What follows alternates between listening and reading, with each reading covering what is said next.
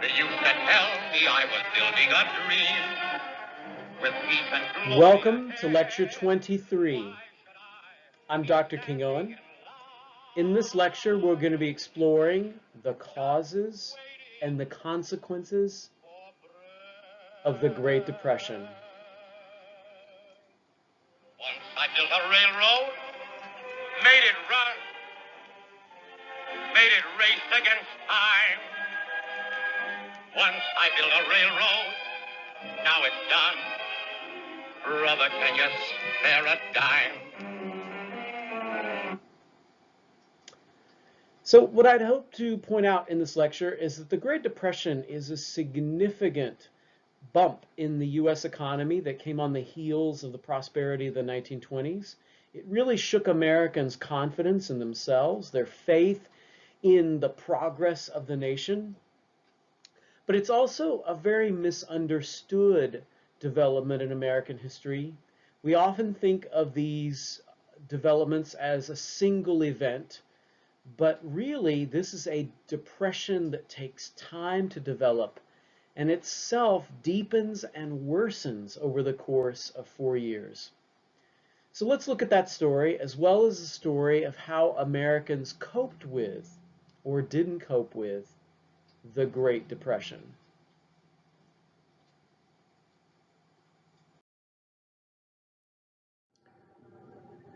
In our opening story for the Great Depression, I want to focus on President Herbert Hoover, who's at the core, at least at the federal level, of what happens in the beginning stages of the Great Depression.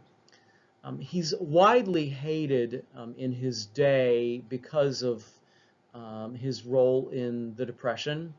A popular ditty of the time went, Mellon pulled the whistle, Hoover rang the bell, Wall Street gave the signal, and the country went to hell. So just who was this guy, and what did he bring into office in terms of experience? Hoover had grown up orphaned and sort of worked his way in lots of different industrial occupations. Mining is where he made his fortune. $4 million by 1914, so not a robber baron, but certainly a very respectable man of means. Served in government positions during World War I, was praised for his handling of his duties there. Throughout the 20s, widely respected, and by 1928, certainly well received enough to run for presidency, promising Americans a chicken in every pot, a car in every garage. I think had he known what was going to happen, he might have made a different choice because those words would certainly come back to haunt him. And part of the sort of thinking about Hoover that you need to understand is that this is a man who had believed in hard work and self-help, who had struggled, who had had a fairly difficult life as a child, and had grown up in the American idea of you work hard, you fight your way to the top, you claw your way to the top, you can be successful. You just got to believe in yourself, you got to put in the effort, you got to help yourself out. Hoover came into office with a mindset then that the job of government is not to help people. Governments don't really need to get in the way of people. Instead, they just need to encourage the various economic actors in society to cooperate. The name we've assigned this belief is associationalism. I like to think of it as Hoover as a cheerleader. Government's job is to cheerlead and rah, rah, sis boom ba, let's cooperate, let's get the various segments of the economy working together. But otherwise, the government should stay out of business affairs, should stay out of individuals' lives, because governments that do too much for people make them weak. It undermines hard work and self-help. Obviously, it's a story that is going to haunt his presidency in spite of the formidable skills he brought into the job. His appreciation for the emerging role of technology and radio, his absolute dynamite administrative ability. None of that would be helpful to him as the country plunged into despair.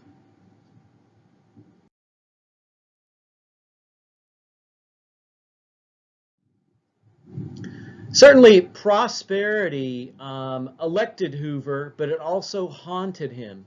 If you promise a chicken for every pot, wages, dividends, progress, and prosperity, that kind of a promise will come back to haunt you if it doesn't come true.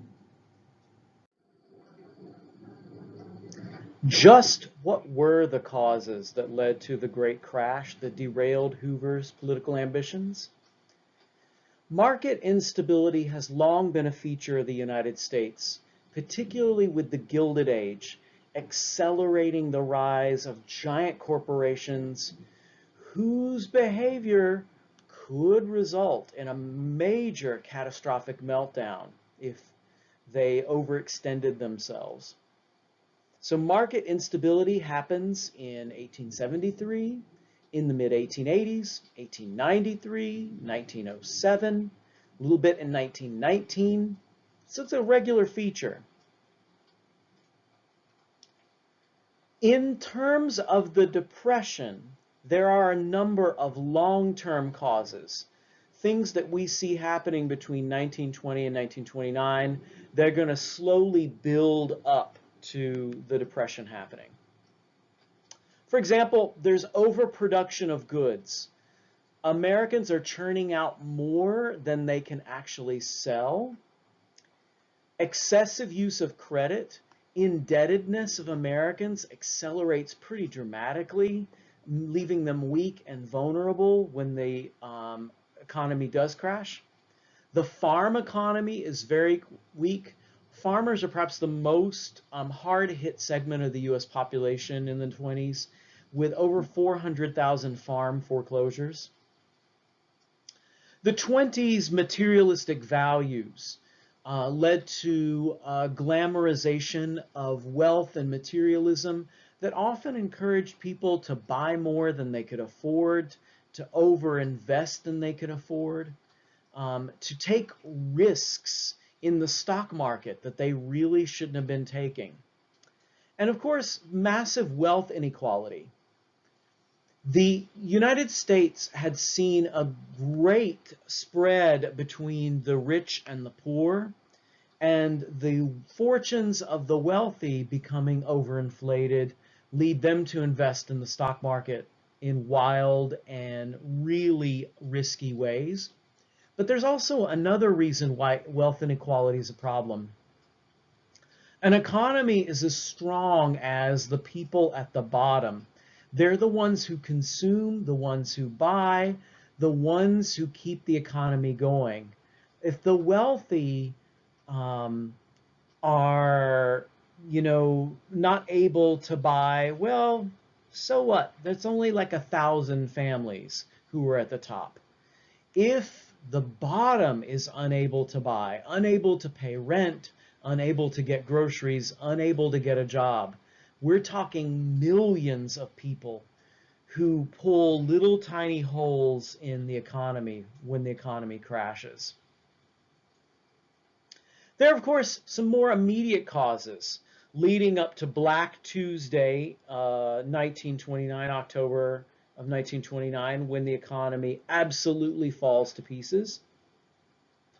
Banks, for example, investing in the hyperinflated stock market, where they're taking their customers' money and investing in the hopes of fantastic returns on stocks that were wildly overvalued.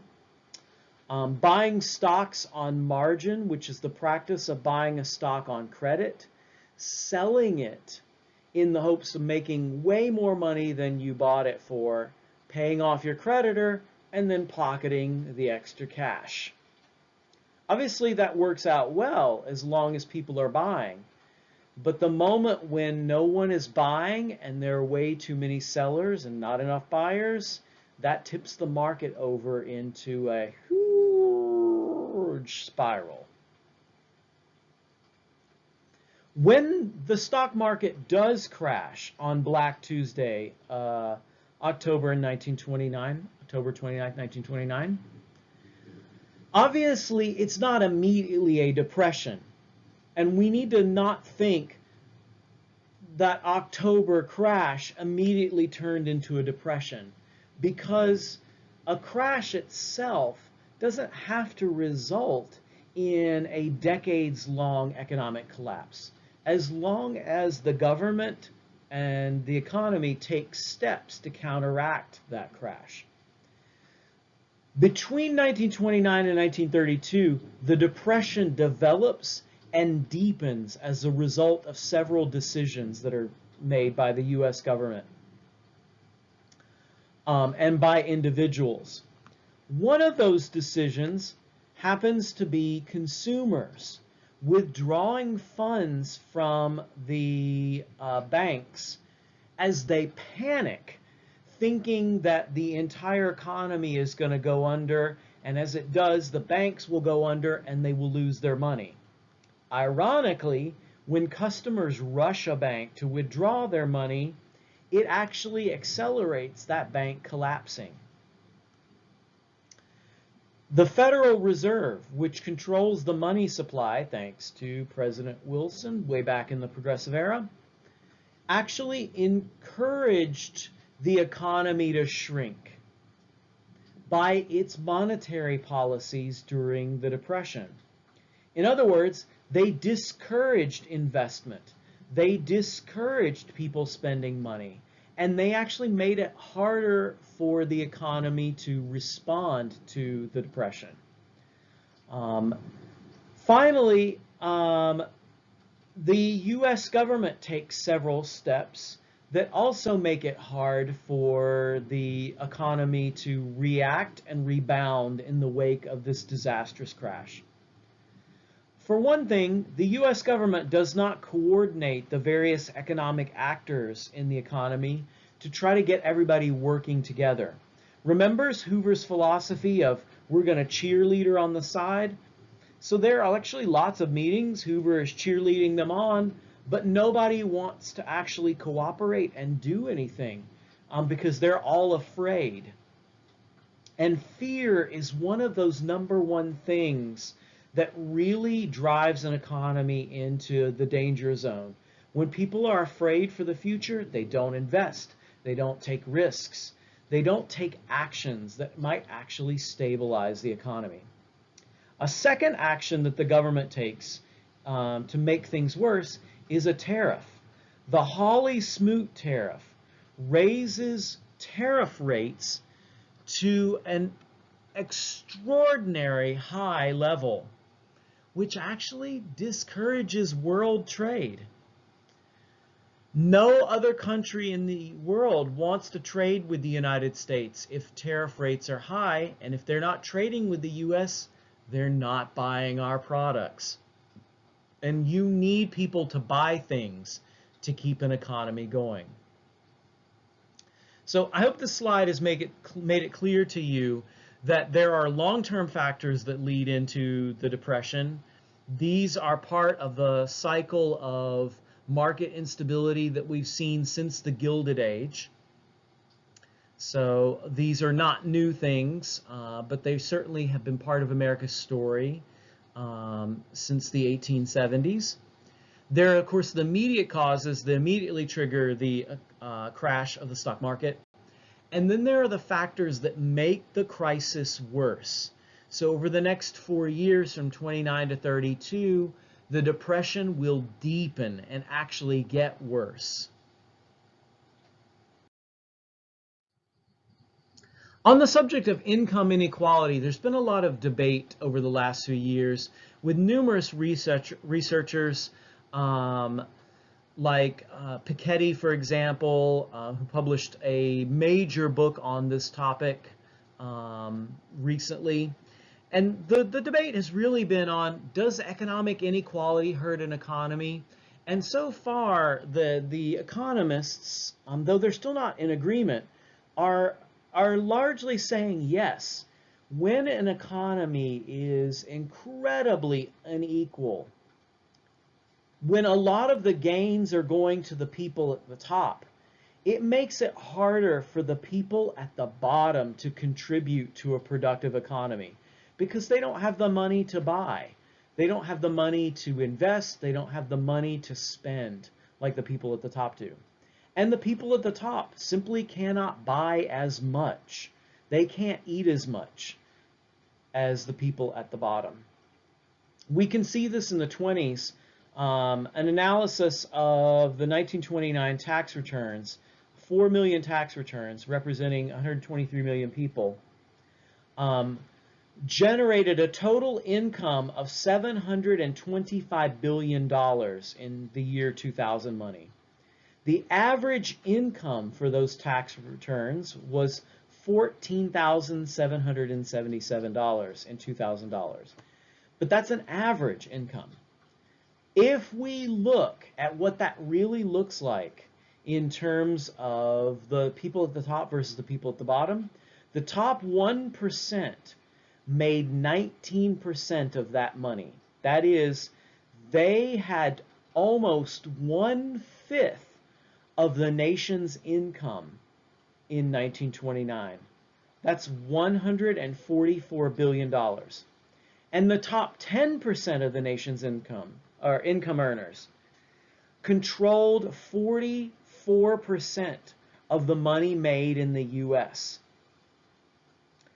So it's often been said that a rising tide floats all boats, and that the income inequality doesn't really matter as long as the pie, as long as the tide expands to benefit everybody.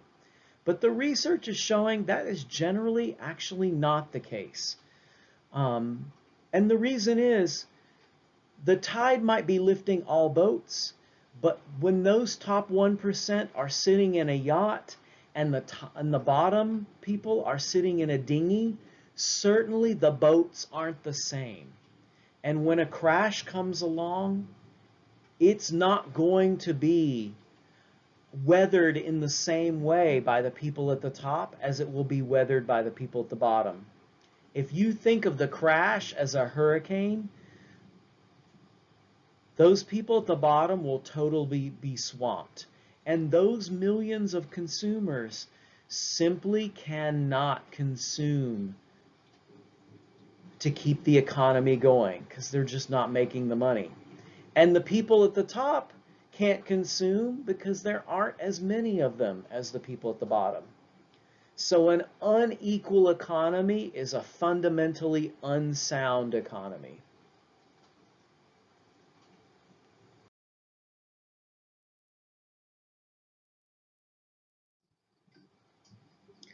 So can we graph all this? Certainly we can. Income distribution, 1929.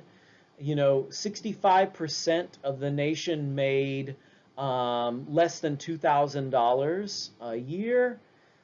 It's only a tiny sliver of the population that's making $10,000 or more. Stock prices are going way up, but those stock prices are not really reflective of the stock's values. Consumer debt's going way up, but people can't afford those debts, and they can't afford to pay them when the crash comes. And agriculture absolutely is horrible. So those people, the farming economy is sitting way at the bottom of the American economic system in the 1920s. This is a recipe for a disaster.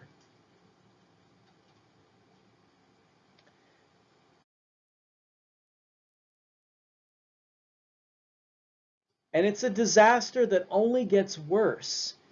Between 1929 and 1933, we will go from 3% unemployment to 1/4 of the nation unemployed as the depression deepens and gets worse. Spending declines and people are not buying, they're not paying rent, they're not able to afford groceries. So as they are not able to afford the things they used to be able to buy, the entire economy shrinks. Businesses start failing. People aren't buying their products. Banks start failing, with bank failures peaking in 1933. So the Depression obviously is a bad start in 1929, it only gets worse.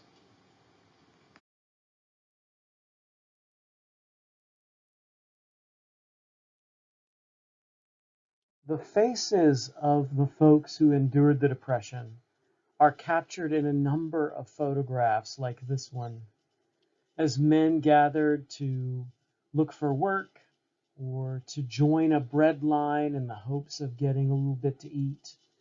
Their weathered, downtrodden faces showed just how frustrated many men were with the Depression. So many men, in fact, were depressed and saddened by their inability to provide with their families that they actually abandoned their families during the Great Depression because they couldn't bear to look at the faces of their hungry children.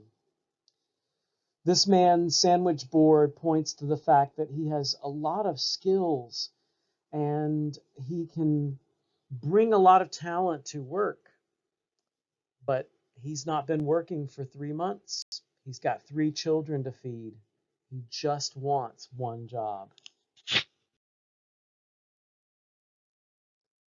To cope with the Depression was to simply try to survive and make the best of some of the worst circumstances Americans had faced in quite some time. Unemployment rates soared. 1/4 of the nation did not have a job. But locally, some places like Toledo, for example, experienced as much as 80% unemployment by 1932. Many of the men who lost their jobs felt shame and depression and severe sense of their lack of inability to provide for their families. In many ways, the Depression was, for them, an assault on their manhood. They could not, as breadwinners, take care of those that they loved. This experience fell very heavily on African Americans, who were already occupying some of the least paying jobs in American society, and were often very quickly fired from those jobs as companies downsized or went bankrupt. The competition for scarce jobs certainly increased discrimination against both Hispanics and African Americans, as many Americans were trying to get access to the few jobs that were left. It pitted them against each other in a race that really brought out some racist and prejudicial thinking. The situation grew worse for many Americans living in the central part of the United States, the area we have come to know as the Dust Bowl. In the 30s, the dirty 30s, as some historians have called it, farmers living in the plains areas saw their farms literally blow away before their very eyes. Droughts, over-farming led to loose, dry soil, and when dust storms came along, it picked up that soil and carried it across the plains, burying farms, burying towns. Farmers already facing a horrific experience in the 1920s when 435,000 of them saw their farms foreclosed, were simply driven to destitution as they migrated in search of new jobs, many of them going to work in California. They were nicknamed the Okies, since many of these farmers were from Oklahoma. When they went to California seeking work in migrant work camps, the nickname Okies stuck. And perhaps you'll get a chance to read in your junior English class, maybe, a novel about this experience.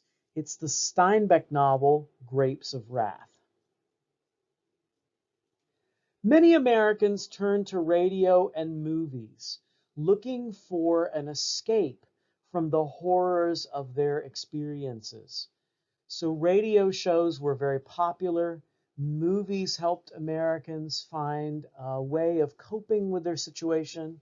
One of the most popular movies is The Wizard of Oz, which came out in 1939. People certainly could identify with it. A poverty-stricken Kansas family in which a girl is suddenly caught up in a whirlwind and is taken to a magical land through which she can adventure and find her way back home.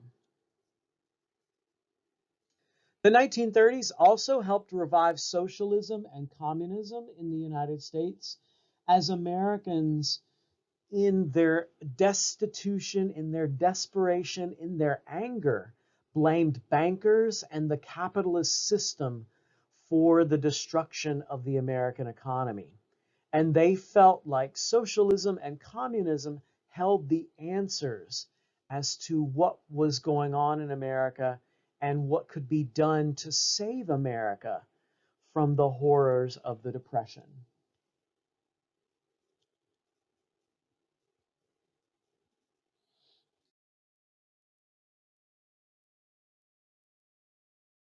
Many Americans simply took off.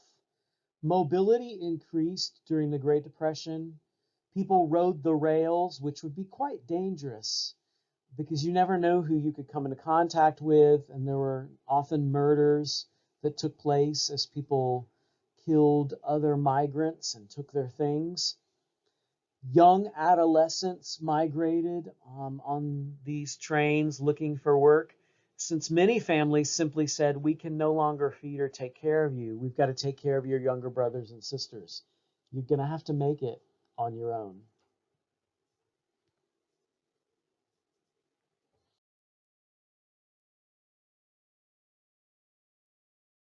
More faces of the Depression.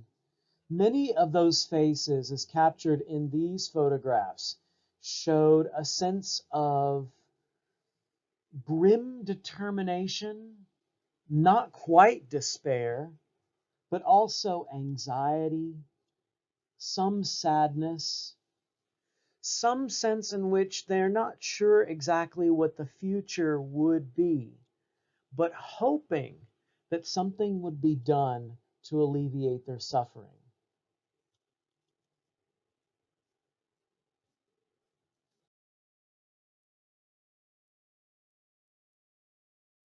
Some of the photographs captured the experience of the Depression as it fell on minority groups, such as these African Americans standing, waiting in a bread line as they are put next to a sign that reminds them of how far America has fallen economically. There's no way like the American way. The irony of this sign, the world's highest standard of living, as these people are suffering and enduring privation during this time period. Though specifically in the context of this photograph, they've also been affected by a natural disaster.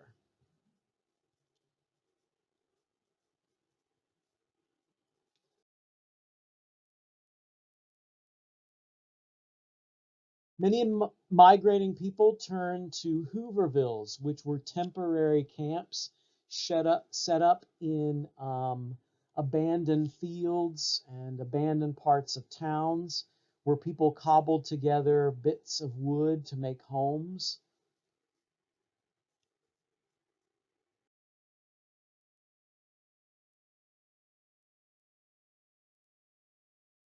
Some of the shacks set up in these Hoovervilles were quite small.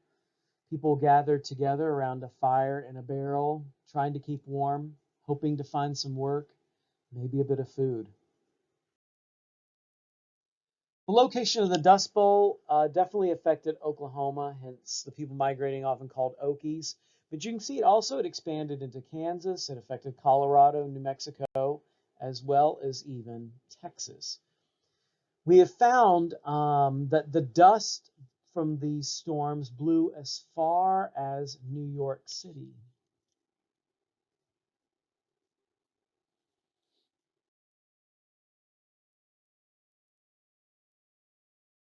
The storms could be quite large, as this illustration shows the storm dwarfing a town, as people will have to seek shelter to avoid being caught in this choking cloud of dust.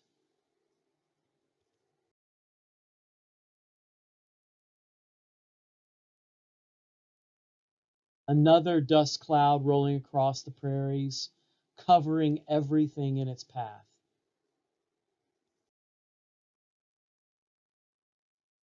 Where was President Hoover?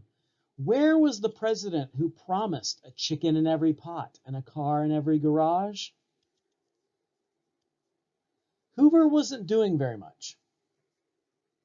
Hoover resisted using the power of the government to actively combat the Depression until 1932. Part of the reason he did not want to do much is because he did not want to increase the debt of the government. But finally, under great pressure, Congress passed the Reconstruction Finance Corporation, which would loan money to businesses in order to keep those businesses afloat and help them navigate into a more sound economy. The RFC, in fact, never really loaned enough money to make much of a difference. It never loaned all the money it was allocated, and it was so stingy in its loans that it really did not help, considering that this was too little, too late as it was. There was some limited attempts at public works for the poor by 1932, but Hoover pretty much expected that states would handle the business of relief, and he thought that private charities and churches would fill in and take care of people. He was wrong.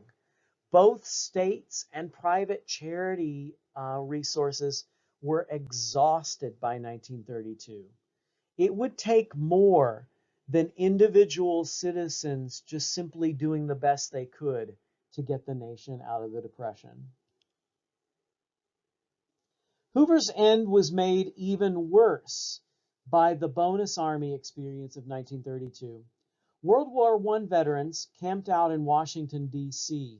in hopes that they would be given a promised bonus for their service during World War I.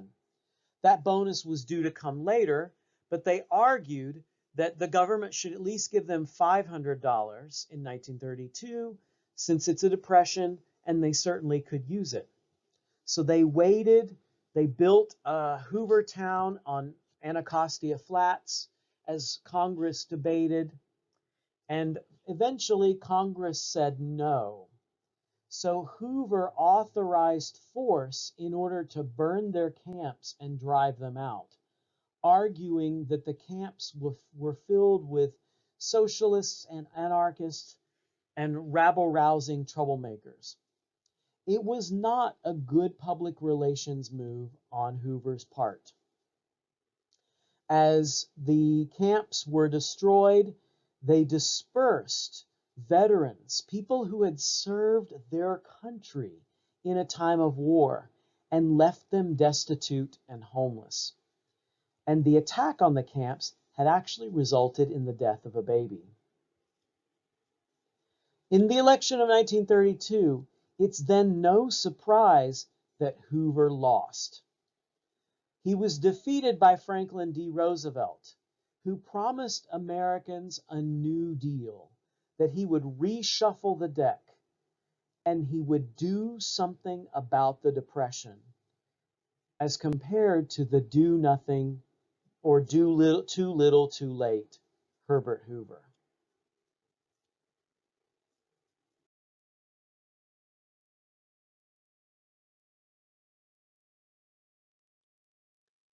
Hoover is shown here trying to prime the pump a little bit, give a shot in the arm of stocks and bonds and business and farm prices.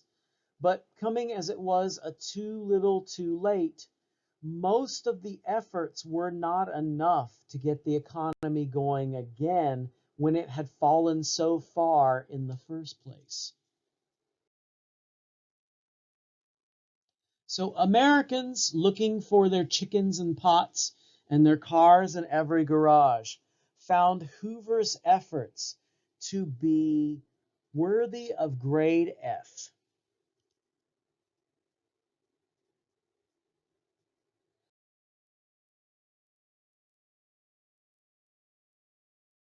And especially members of the bonus army, shown here encamped, waiting for their bonuses or their hoped-for bonuses. They found Hoover's response disappointing. For men who had served their country and who wanted just a little bit to live on.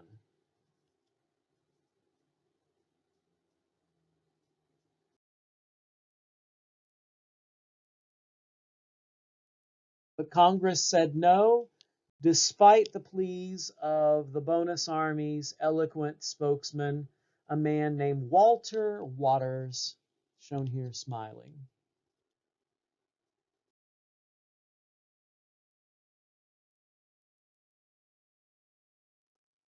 The army burning and using gas to drive out the members of the bonus army.